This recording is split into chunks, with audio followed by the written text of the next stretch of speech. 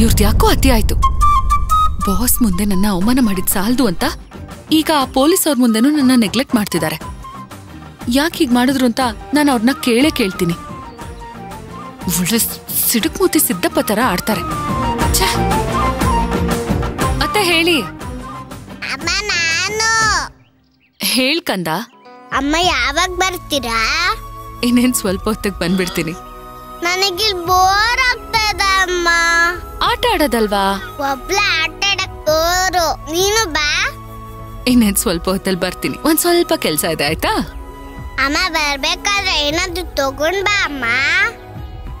ಸರಿ ಕಂದ, ತರ್ತೀನಿ.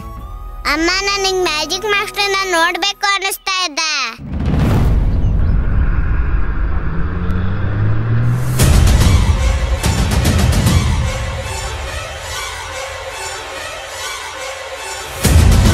ಪಲ್ಲವಿ ಅವ್ರ ಫೋನ್ ಯಾಕೆ ಇಷ್ಟು ಬಿಸಿ ಬರ್ತಿದೆ? ಎಲ್ಲಿ ಹೋದ್ರು ಇವರು? ಕಾಣಿಸ್ತಾನೂ ಇಲ್ಲ. ಹೇಳ್ದೆ ಕೇಳ್ದೆ ಹೊರಟ್ಬಿಡ್ತಾರೆ. ಅಭಿಮಂಬಿಕಾಯಿಂದ ಅಪಾಯ ಇದೆ ಅಂತ ಪಲ್ಲವಿ ಅವ್ರಿಗೆ ಹೇಗ್ ವಿಷಯ ತಿಳಿಸೋದು?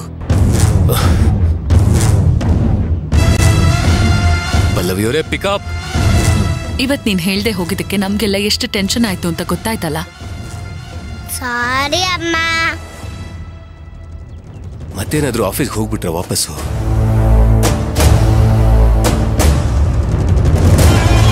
ಅಮ್ಮ ಯಾವಾಗಾದ್ರೂ ಮ್ಯಾಜಿಕ್ ಮಾಸ್ಟರ್ ಹತ್ರ ಹೋಗ್ಬೇಕು ಅಂದ್ರೆ ಹೇಳ್ಬಿಟ್ಟು ಹೋಗ್ತೀನಮ್ಮ.